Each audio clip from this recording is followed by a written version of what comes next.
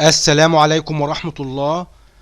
احنا دلوقتي في موقف العباسية في حي الويلي بمحافظة القاهرة. ادي الموقف اهو، وهنخش الموقف اهو. ادي موقف العباسية. في خطوط بتروح لمعظم المحافظة او الاماكن البعيدة يعني.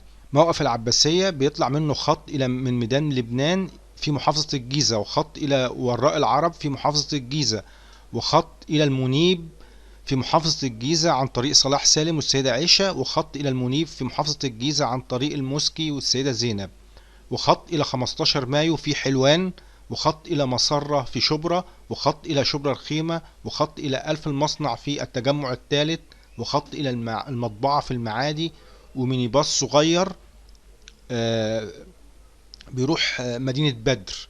ده بيركن عند الكوبري اللي هناك ده، ما بيوقفش في الموقف لكن بيقف عند الكوبري اللي هناك ده. ادي موقف العباسية اهو.